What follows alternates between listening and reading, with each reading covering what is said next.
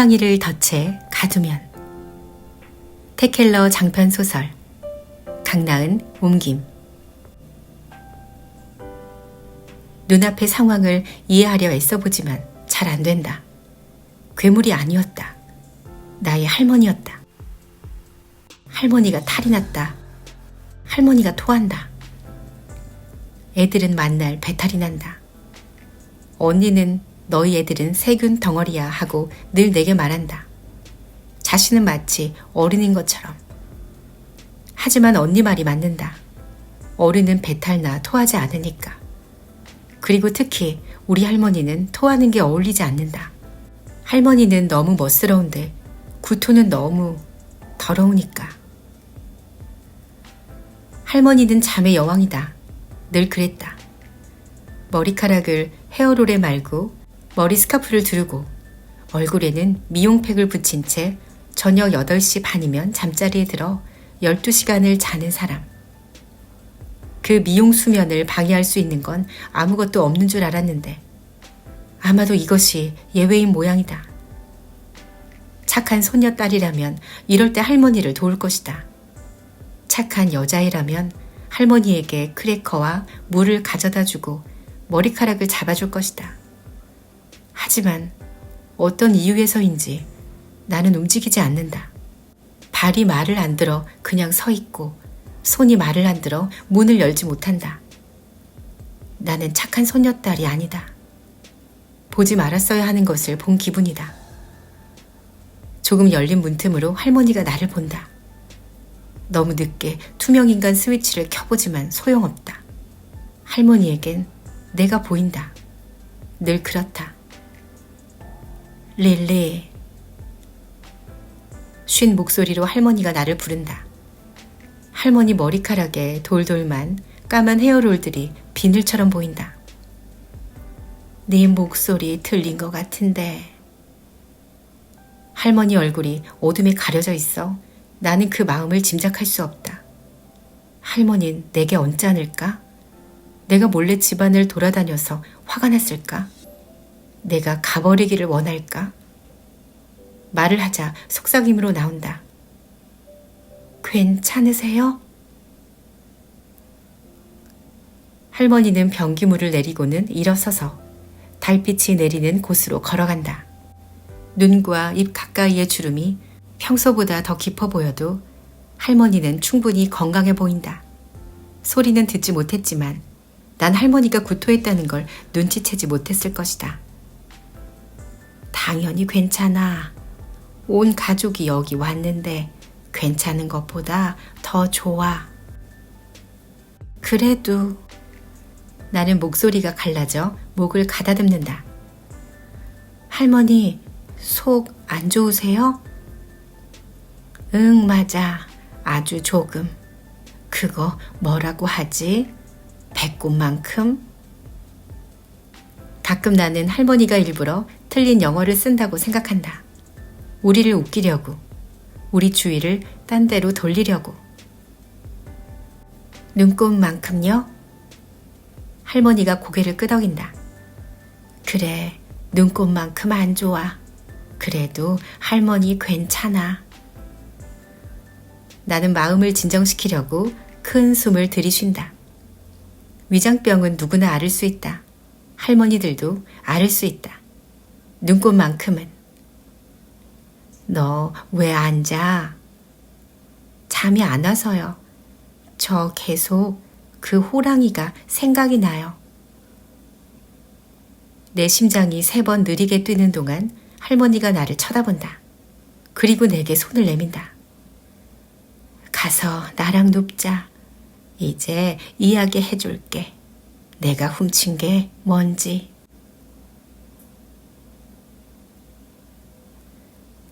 따라 들어간 할머니 침실에서 난 이불을 덮고 할머니 옆에 눕는다. 어둠 속에서 방을 훑어본다. 침대 옆 탁자 위 늘 있던 것들. 나와 엄마, 언니의 사진들. 침대 옆 탁자 위 새로운 것들. 한 줄로 늘어놓은 조그만 주황색 약병들. 약병 대가족. 그 약병들에 관해 내가 물을 틈 없이 할머니가 말한다. 나 이야기들을 훔쳤어. 나는 숨을 들이마시며 이해하려 애쓰지만 좀 어렵다. 우리 할머니가 이야기를 훔쳤다. 마법의 호랑이들에게서. 말이 되는 부분이 많지 않다. 이야기를 어떻게 훔쳐요?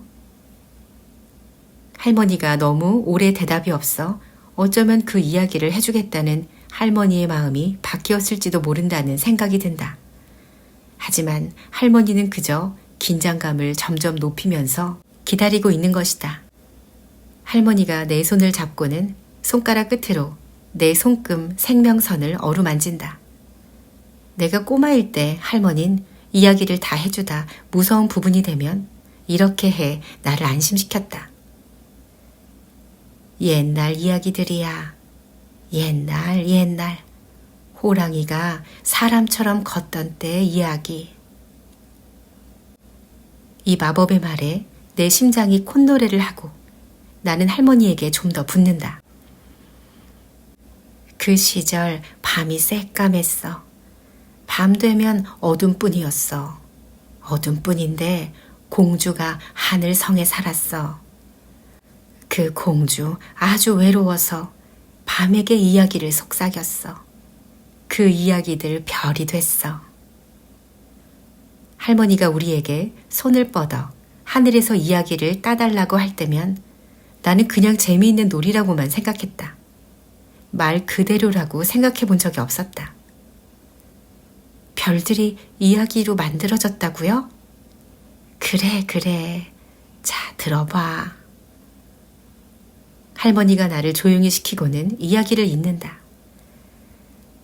그 하늘 공주가 이야기 아주 많이 해서 하늘에 빛 가득해. 어둠 없어.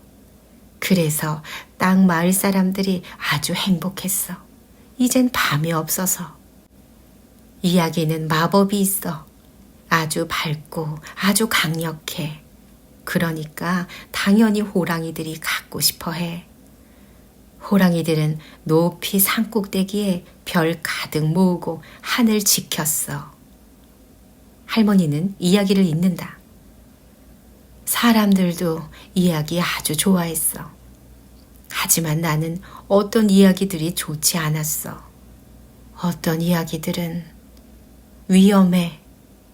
너무 위험해서 이야기하면 안 돼. 나는 잠시 그대로 있다가 묻는다.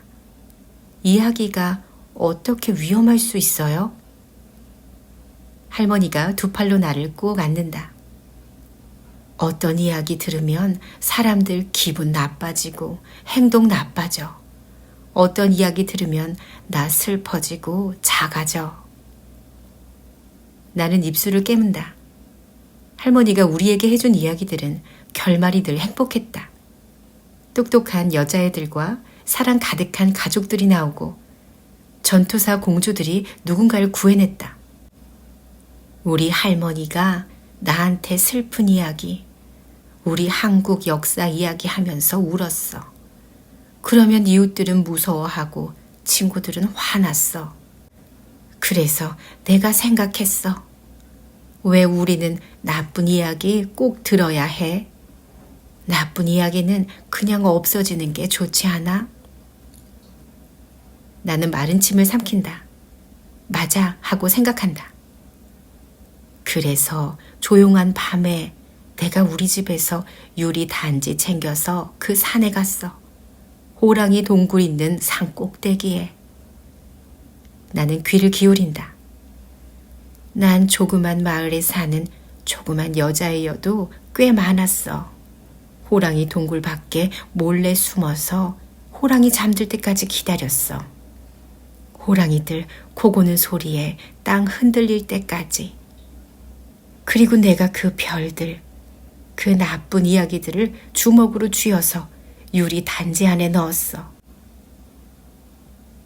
이건 역시 일어날 수 없을 것 같은 일이다.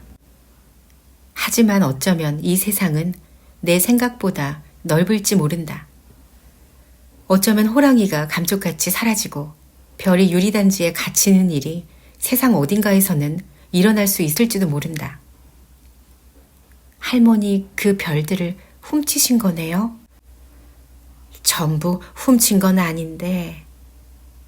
그래, 맞아. 별을 손에 쥐는 건 어떤 기분일까? 그 별들은 먼지처럼 부서질까? 유리처럼 산산조각 날까?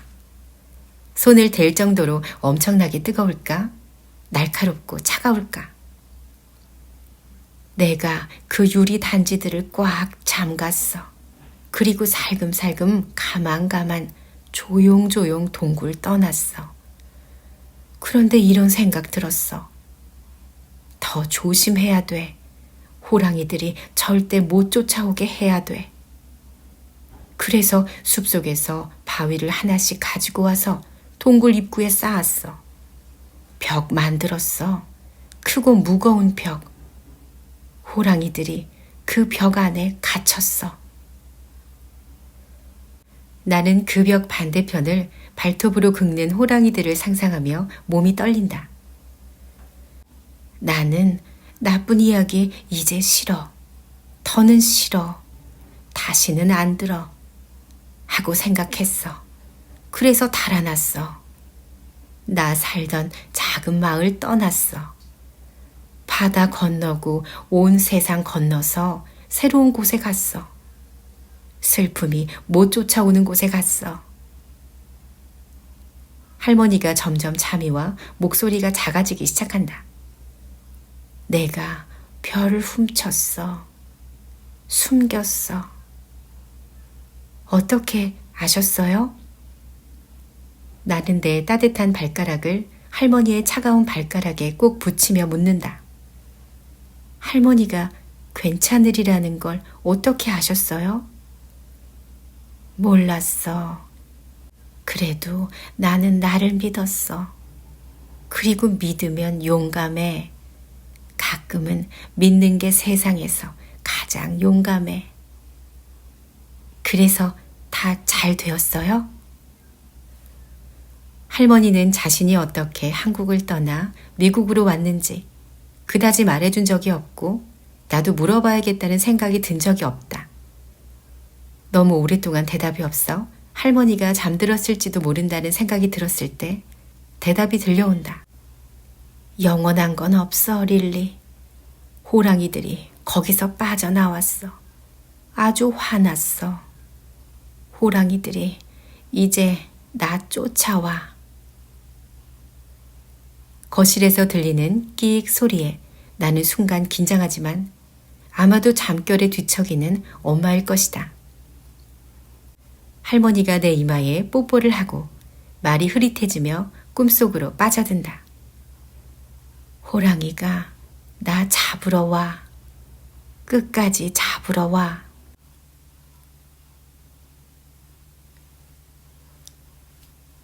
그날 밤 나는 호랑이로 가득한 꿈을 꾼다. 그러고는 깨어난 아침, 나는 잠든 할머니 곁에 누운 채 할머니의 이야기를 곱씹는다. 질문들이 내 머릿속에서 천둥처럼 우르릉거린다. 할머니는 무슨 이야기를 훔쳤을까? 궁금하다. 마음 한편으로는 설사 위험하더라도 그 이야기들을 듣고 싶다. 하지만 더 중요한 질문들이 있다. 이를테면 내가 실제로 호랑이를 본 것일까? 만약 그렇다면 내가 본 건 할머니를 쫓는다는 그 호랑이가 분명하다. 우린 무슨 수를 써야 한다. 손 놓고 기다릴 순 없다. 우리 스스로를 보호할 계획이 필요하다. 다시 잠들 일은 없을 것 같아 침대에서 내려온 나는 할머니 방에서 거실로 나간다. 창밖에선 해가 구름에 가려져 있고 이 집은 회색으로 물들어 있다. 거실이 너무나 조용해서 나는 소파에 앉은 엄마를 발견하고 깜짝 놀랐다. 엄마는 반쯤 찬 머그잔을 들고 내 쪽이 아닌 방향으로 웅크리고 앉아있다. 머그잔에서 춤추며 피어오르는 김이 얼굴에 입을 맞추지만 엄마는 알아채지 못한다. 그러고 보니 엄마가 이렇게나 가만히 있는 모습은 정말 오랜만이다. 엄마는 언제나 움직이니까. 지금 나는 모처럼 소중한 시간을 포착한 것 같다. 이 순간을 잡아서 내 심장 가까이에 두고 싶다. 엄마는 거실 창밖을 내다보고 있다. 보이는 거라곤 나무들의 흐릿한 윤곽선과 먼 집 몇 채 뿐인데도. 내가 엄마에게 다가가자 마룻바닥이 꽥 소리를 지른다. 그러자 엄마가 움찔하며 놀라 머그잔 속 커피가 쏟아질 듯 출렁거린다. 릴리, 깜짝이야. 넌 하여간 조용해. 늘 이렇게 몰래 다가오고. 아, 미안. 몰래 다가가려 한 것은 아니었다. 엄마는 그냥 미소를 짓고 묻는다. 기분은 어때? 잘 잤어? 그 질문의 답이 너무 복잡해 나는 고개만 끄덕인다. 더 캐묻지 않는 것을 보면 엄마에게 그게 대답으로 충분한 모양이다. 엄마가 머그잔을 커피 탁자에 탁 내려놓으며 자리에서 일어섰을 때 나는 엄마가 셔츠와 출근용 바지를 차려입었다는 걸 깨닫는다. 배고파? 아니, 그거 무슨 옷이야? 부엌에서 그릇 소리를 내며 엄마가 답한다. 오늘 아침에 면접 보러 가거든. 우린 여기에 이사와서 고작 하룻밤을 잤다. 다른 엄마들이었다면 대개 집에 적응하거나 짐을 풀고 있었을 이때 우리 엄마는 벌써 일자리를 알아보고 면접 기회를 얻었다. 캘리포니아에서 엄마는 회계사로 일했고 아주 많이 일했다. 그래도 뭐 좀 차려줄 시간은 있어. 너 뭘 좀 먹어야지. 남은 떡은 좀 어때? 괜찮아. 나 사실은 생각을 좀... 진짜 괜찮다고? 데우면 맛있어. 할머니가 옛날 처음 여기 이사 왔을 때 떡을 만들어 파신 거 내가 얘기했나? 그 떡을 안 좋아하는 사람이 없었어. 나는 한 발 다가선다. 정말? 엄마는 원래 어린 시절 이야기를 거의 하지 않는다. 차 한 잔은 어때? 줄까? 엄마가 타줄 수 있지. 엄마가 수납장을 열고 잠시 그대로 있다가 한 손으로 허공을 젓는다. 아, 맞다. 할머니가 머그잔 자리 옮겼지. 이전이랑 달라졌어. 엄마가 새 자리에서 머그잔 하나를 꺼내 차를 탄다. 나는 차를 마시고 싶지 않은데도 말이다. 나는 차를 좋아하지 않는다. 엄마. 나는 망설이며 말을 꺼낸다. 되도록 아무것도 아닌 듯 말하려고 애쓰면서. 엄마 어렸을 때도 할머니가 이야기 들려주셨어? 일어날 수 없는 일들이 일어나는 이야기들. 엄마는 인상을 쓴다. 글쎄, 그런 것 같기도. 그런데 난 너처럼 책 좋아하는 애가 아니었어. 나가 노는 걸 좋아해서 이야기 듣고 앉아있을 만큼 참을성이 없었어. 가끔씩 들고 나는 나에게 어딘가 문제가 있다는 기분이 들지만 그냥 옆으로 밀어둔다. 그래도 할머니 어린 시절 이야기 같은 건 해주셨어? 엄마의 눈빛이 멀어진다. 아까 창밖을 보고 있던 때처럼. 할머니는 한국 살던 시절 이야기는 안 하셔. 내가 아는 건 서울에서 아주 먼 김해라는 지역에서 가난하게 자라시고 할머니의 할머니랑 단둘이 사셨다는 거. 그리고 아주 어릴 때 할머니의 엄마가 미국으로 오셨다는 것뿐이야. 할머니는 미국 처음 이민 왔을 때, 그러니까 나 어렸을 때 엄마를 찾아보려고 하셨어. 그런데 아마 못 찾으셨을 거야. 내가 궁금한 건 그것보단 어떻게 물어야 할지를 모르겠다. 별이 들어있는 유리병들을 본 적 있어? 호랑이가 쫓아온 적 있어? 아니야, 아무것도. 엄마는 큰 숨을 쉰 다음 얼굴에 미소를 덮어 씌우고 말한다. 그건 그렇고 너 이 동네 애들 좀 만나보고 그래야지. 엄마 동창들 중 몇몇이 네 또래 애들 키우거든. 우리가 만나서 애들끼리 놀게 해줄 수도 있어. 엄마는 주제를 바꾸고 싶을 때 이렇게 한다. 불쑥 말을 돌려버리곤 마치 우리가 내내 그 이야기를 한 것처럼 말한다. 나는 부모가 만나 애들끼리 놀게 하는 걸 나에게 할 수 있던 시절은 한 6년 전쯤에 끝났다는 말을 굳이 하지 않는다. 그리고 친구 사귀기가 얼마나 어려운지도 설명하지 않는다. 친구가 그냥 착 붙는 사람들도 있다. 우리 언니 같은 사람. 못되게 굴 때가 있어도 언니는 주변에 늘 사람이 많다. 언니 전화기엔 대답해야 할 문자가 끝없이 쌓인다. 하지만 나는 한 번도 언니 같았던 적이 없다. 나도 친구가 몇 있긴 했고 여자아이들 한 무리와 함께 어울리기도 했다. 언니 말론 그 여자애들 역시 나처럼 좋아요들이었다. 하지만 그 애들 역시 멀어져 버렸다.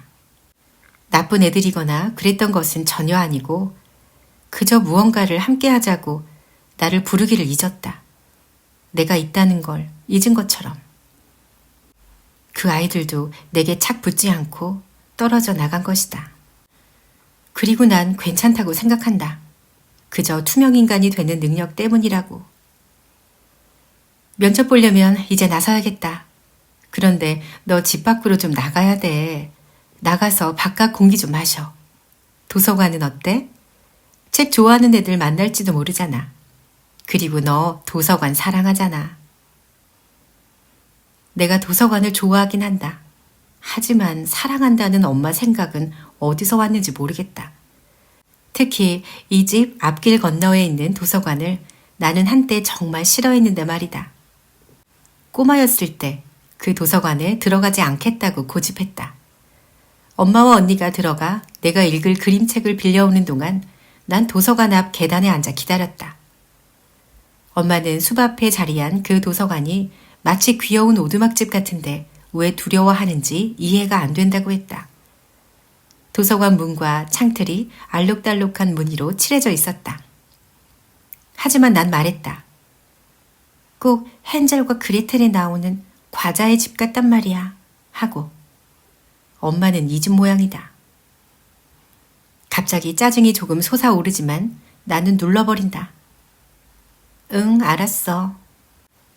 그래, 그래야지 릴리. 네가 최고야. 엄마가 말했던가? 네가 최고라고? 엄마는 내 앞에 차를 놓고 내 머리카락을 가볍게 헝클어뜨린다. 도서관에서 재밌는 시간 보내? 알았지? 집을 나선 엄마 등 뒤로 대문이 3개 닫힌다. 나는 마시고 싶지 않은 차를 조금 마신다. 혀가 될 듯이 뜨겁고 흙맛이 나지만 목구멍으로 내려오는 뜨거움에 잠이 완전히 달아난다. 하지만 난 화가 난다. 가끔 엄마가 생각하는 나는 완전히 다른 아이기 때문이다. 진짜 내가 아닌 나와 비슷한 아이를 나라고 생각하는 것 같기 때문이다. 나는 차를 좋아하지 않는다. 도서관을 사랑하지 않는다. 그리고 내가 최고가 아니면 어쩌려고. 내가 최고인지 엄마가 어떻게 알아? 나를 제대로 보지도 않으면서. 일어나서 싱크대에 차를 부어버리니 빙빙 도는 그 갈색물이 짜릿하다. 아무것도 개의치 않는 것 같고 낭비하는 것 같은데 기분이 좋다. 그리고 난 머그잔을 떨어뜨린다. 다만 너무 세게 떨어진다. 그래서 머그잔이 갈라진다. 잠시 그 금을 바라보는데 마음속에서 무언가가 열린다. 입을 쩍 벌리는 커다란 무언가가. 안을 들여다보기가 두려운 블랙홀이 열린다. 내 분노는 빠르게 밀려들었듯 빠르게 새어나가버린다. 갑자기 난 무엇에 씌었다가 깨어난 기분이다. 그 머그잔을 잡아서 쓰레기통 깊숙이 아무도 찾지 못할 바닥에 묻어버린다. 그러고는 청바지와 줄무늬 티셔츠로 갈아입고 머리카락은 굳이 빗지 않고 따내린다. 비옷을 입고 나는 길 건너 도서관으로 향한다. 난 이제 꼬마 여자애가 아니다. 헨젤과 그레텔이 무섭지 않다. 동화가 무섭지 않다. 그리고 도서관에서 책 좋아하는 아이들을 만나게 되리라고는 생각하지 않지만 아마 자료는 좀 찾아볼 수 있을 것이다. 호랑이가 우리 할머니를 잡으러 오고 있다면 나는 우릴 지킬 방법을 찾아낼 것이다.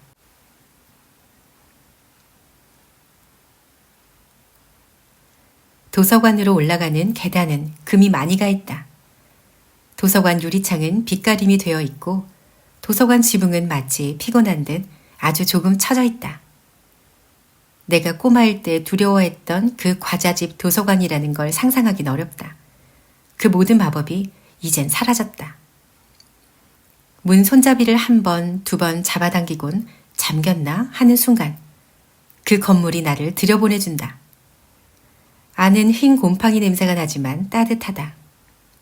안내 데스크에 앉은 한 노년의 남자가 고물 컴퓨터에서 눈을 들어 나를 본다. 코에는 가느다란 금속대 안경이 얹혀져 있고 분홍색 두 뺨 사이에선 올 굵고 하얀 콧수염이 실룩거린다. 잔뜩 찌푸린 표정만 아니었다면 꼭 산타클로스 같았을 것이다. 도움 필요하니? 실제로는 그다지 도와주고 싶은 마음이 없는 것처럼 그가 묻는다. 팔짱을 끼니 굵은 짜임 스웨터에 주름이 진다. 그러니까 사악한 마녀는 없지만 투덜거리는 산타가 있다고 칠 수는 있겠다. 아니에요. 그냥 둘러보려고요. 그가 나를 빤히 보니 어떻게 해야 할지 모르겠다. 잠시 나는 내가 이 도서관에 출입해도 되는 게 맞는지 의심이 든다. 하지만 말도 안 되는 의심이다. 도서관인데. 카드 있니? 나는 그 말을 얼른 알아듣지 못한다. 아, 맞다. 도서관 카드. 아니요. 그 남자가 좀 무섭긴 해도 난 안내 데스크로 다가선다. 그가 부숭부숭한 눈썹을 가운데로 모으고는 나한테서 무언가를 기다리는 것 같은데 그게 뭔지 모르겠다. 저는 릴리예요. 릴리 리브스. 저희 할머니가 길 건너에 사세요. 전 할머니 댁으로 막 이사 왔어요. 그가 눈썹을 올리고 고개를 끄덕하니 반갑다는 뜻인 것도 같다. 여전히 인상 쓰긴 해도 좀 덜 쓴다. 애자 손녀구나. 네 할머님 계정으로 도서관 카드 만들어주마. 나는 고맙다고 인사하고 그는 딸깍딸깍 소리가 나는 자판으로 내 정보를 입력한다. 이내 그가 말한다. 좋으신 분이지. 처음 이사 오셨을 때 확실히 이 마을 체계에 충격을 주셨어. 난 그분한테 빚을 졌지만 말이야. 그리고 존이 내 어머니지? 어릴 때 애자를 맨날 따라다녔는데. 아, 네. 할머니에게 빚을 졌다는 게 무슨 뜻일까?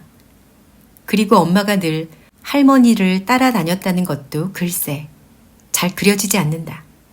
할머니와 엄마는 너무 다르다. 그가 빨간색 도서관 카드를 스캐너로 찍은 다음 내민다. 그럼 또 보자. 아, 네. 나는 같은 대답을 반복하며 카드를 받아 주머니에 넣는다. 저기 혹시 여기 호랑이에 관한 책이 좀 있을까 해서요. 그가 얼굴을 찌푸리며 컴퓨터를 향한다. 여름방학 과제 때문이야? 아니면 개인적인 관심? 개인적인 관심이요? 대답인데 꼭 질문처럼 말꼬리가 올라간다. 그는 투덜거린다. 요즘 애들 대부분 도서관을 잘 이용 안 한다. 뭐든지 인터넷으로 찾을 수 있다고 생각하지. 나는 어떻게 대답해야 할지 몰라서 네 라고만 한다. 아마 요즘 애들 대부분은 마법이 있는 호랑이가 제 할머니를 쫓지 않을 것이다. 검색창에 마법이 있는 사악한 호랑이를 쳐봤자 만족한 결과가 나오지 않으니. 뒤에서 끙 소리가 나 돌아보니 우리 언니 나이쯤으로 보이는 한 언니가 빈 도서관 책 수레를 밀고 있다. 중간 톤 갈색 피부와 주근깨, 곱슬머리를 지녔다. 요즘 애들은 어쩌고 하고 설교하시는 거예요, 조? 이 아이 불쌍하게. 내 말이 틀린 것도 아닌데 뭐. 그 남자 조가 대꾸한다. 그 언니는 조를 향해 고개를 절레절레 흔들고는 나에게 손을 내민다. 반갑다. 썬빔에 위치한 세계적으로 유명한 도서관에 온 걸 환영해. 난 젠슨이야. 나와 악수를 나누는 젠슨의 손이 힘이 쓰면서도 따뜻하다. 젠슨이 미소를 짓자 그 광대뼈에 흩뿌려진 죽은 깨가 춤을 추는 것 같다. 할머니는 늘 죽은 깨가 행운의 상징이라고 했다. 얘는 젠슨이다. 내가 고용한 아르바이트생. 조가 필요하지 않는 소개를 하자 젠슨이 웃음을 내뱉는다. 와, 거참 표현 풍부한 소개네. 너 이제 나에 대해서 알 건 다 안 거야. 넌 이름이 뭐니? 릴리. 젠슨이 미소를 짓는다. 만나서 반갑다, 릴리. 여기 전에 와본 적 있어? 내가 고개를 젓고 젠슨의 미소는 더 커진다. 그렇구나. 솔직히 뭐 이 동네 사람들도 대부분 여기 와본 적 없을 거야. 우리가 여기 활기를 되살릴 방법들을 좀 찾고 있어. 이 도서관이 존재한다는 걸 좀 기억하게 만들고 말이야. 소용이 있을지 모르지만 한번 해봐야지. 젠슨이 어깨를 으쓱한다. 그러고는 조가 앉은 안내 데스크로 몸을 숙여 컴퓨터 화면을 읽는다. 호랑이라. 멋진데? 같이 가자. 내가 도서관 전체도 구경시켜주고 야생생물 관련 책 있는 곳도 알려줄게. 조는 다시 컴퓨터 화면을 바라보고 나는 쌓인 책들 사이로 젠슨을 따라간다. 이건 스포일러인데 말이야. 단촐한 도서관이라서 구경이 그리 길진 않을 거야. 젠슨이 소리내 웃는다. 미소를 금방 짓고 웃음은 더욱 금방 내뱉는 사람.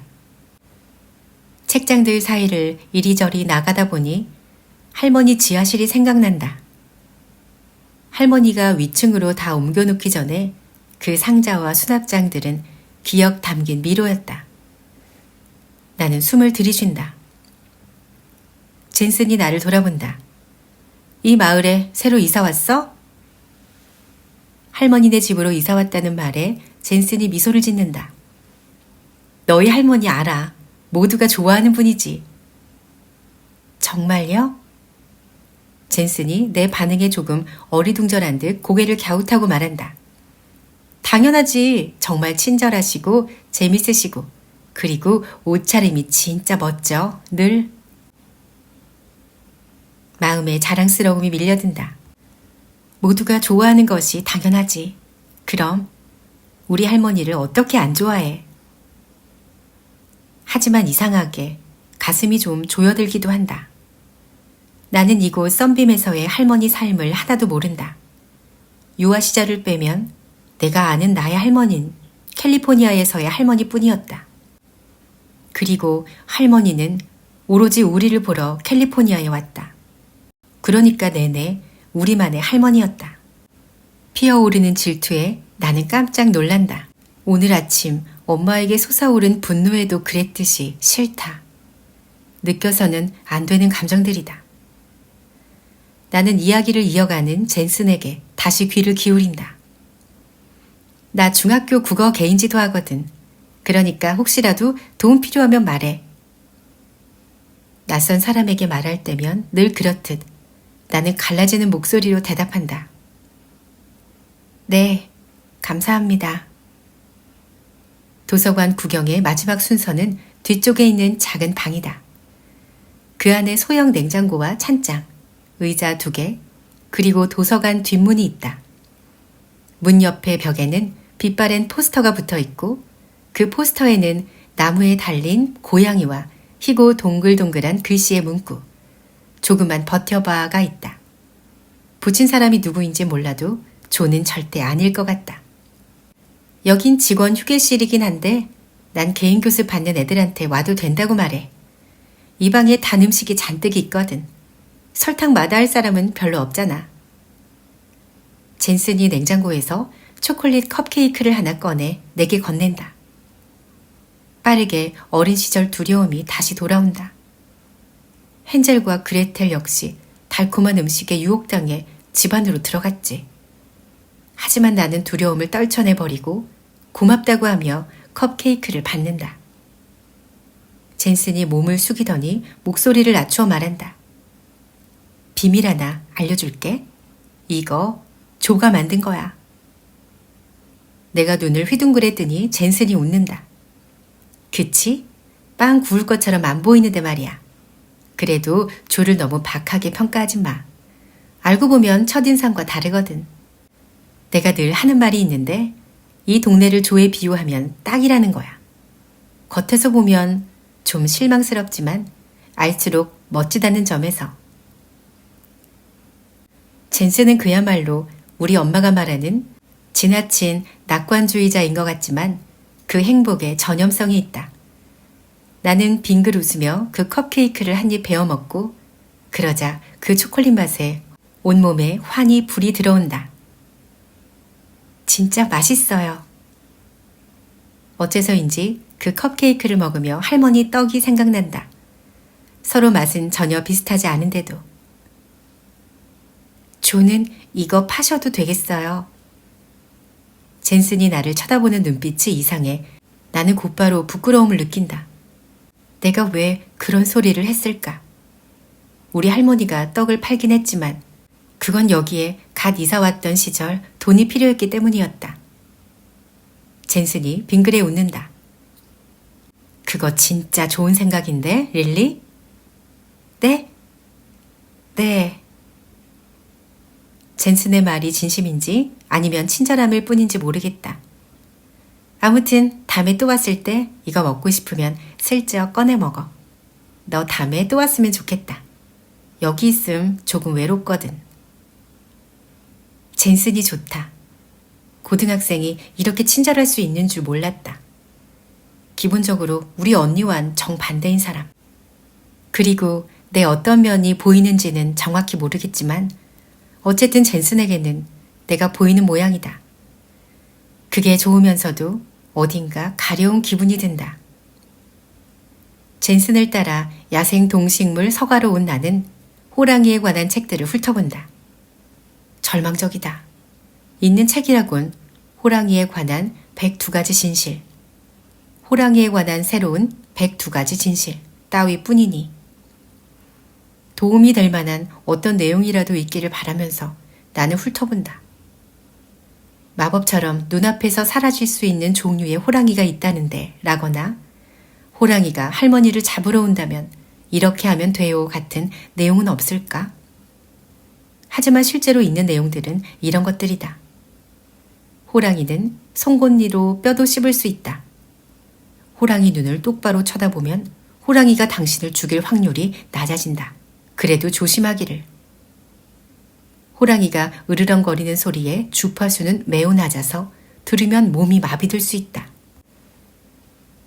나는 그 책들을 다시 책장에 꽂아 넣는다. 필요하지도 않고 호랑이에게 쫓기는 입장에서 썩 격려가 되지 않는 내용들이다. 혹시 나는 이제 긴장하여 마른 침을 삼킨다. 호랑이 이야기책은 없어요? 젠슨이 손가락에 자기 곱슬머리를 한 가닥 감는다. 나니아 왕국 시리즈는 있어. 그런데 거기 나오는 건 사자라서. 혹시 특별히 찾는 이야기들이 있어? 네가 좋아하는 걸 좀 더 자세히 알려줘도 좋겠는데. 물론 별을 훔친 마법의 호랑이들 이야기를 젠슨에게 할 수는 없지만 할머니가 해주던 원래의 호랑이 이야기는 할 수 있다. 나는 되도록 짧게 간추려 이야기를 한다. 호랑이가 할머니를 잡아먹고 나서는 그 할머니 옷을 입고 할머니의 손녀딸들까지 잡아먹으려고 하는 이야기가 있어요. 손녀딸들은 도망가지만 호랑이가 쫓아가서. 젠슨이 도중에 말한다. 꼭 빨간 모자 같다. 아니, 여기 나오는 건 늑대가 아니에요. 그리고 한국 이야기예요. 젠슨이 무심히 책들을 훑으며 말한다. 한국 버전은 처음 들어. 그런데 되게 흥미롭지 않아? 어떤 동화들은 각기 다른 버전으로 세계 곳곳에 존재한다는 게 말이야. 서로 동떨어져 있는 지역들에도 핵심은 똑같은 이야기들이 생겨나 있어. 나는 이건 완전히 다른 이야기라고 설명하고 싶다. 이건 자매와 해와 달과 호랑이에 관한 이야기라고. 특별하다고. 하지만 젠슨은 계속해서 말한다. 그런 민간설화는 꼭 그 자체에 영혼이 달린 것 같기도 해. 누군가가 자기를 발견해서 세상에 이야기해 주기를 기다리면서 세계 곳곳을 떠다니는 거지. 내 가슴 속이 얼음처럼 차가워진다. 할머니가 훔친 그 이야기들이 살아있다는 상상. 갇힌 데서 간절히 빠져나오고 싶어 한다는 상상이 들어서. 네, 난 속삭여 대답한다. 그런데 이 도서관에 한국 전래동화책은 없을 거야. 젠슨이 한쪽 눈썹을 올리며 설명을 덧붙인다. 솔직히 말해서 우리 동네 완전 백인 중심이야. 그래서 그 외의 문화에 관한 건 그다지 찾을 수가 없어. 내가 우리 동네 유일한 아시아 음식점에서 가끔 서빙 아르바이트를 하거든. 그런데 이름이 드래곤 타임이야. 타임은 아시아 음식에 넣지도 않는 향신료인데 엉터리처럼. 뭐 우리 마을이 그래. 젠슨이 한 손을 내젓는다. 그건 그렇고 네가 찾는 책 있으면 내가 조한테 주문 넣어달라고 부탁할 수 있어. 예산에 따라서. 갑자기 젠슨의 말이 귀에 들어오지 않는다. 시야 가장자리로 호랑이의 꼬리, 그 밝은 황토색과 검은색이 휙 지나가 옆 책장 너머로 사라지니 말이다. 심장이 덜컥한다. 투명 인간의 초능력은 숨는 것, 보이지 않게 되는 것, 문제에 끼어들지 않는 것이다. 내가 잘하는 건 그런 거다. 도망쳐, 숨어 하고 내가 나에게 말한다. 하지만 내 다리가 무시한다. 나는 이미 앞으로 나가면서 젠슨에게 말한다. 그 책 있는 것 같아요. 저기. 나는 흘낏 보인 꼬리를 따라서 책장들 사이로 호랑이를 쫓다가 눈앞에 까만색과 황토색의 정면으로 부딪힌다.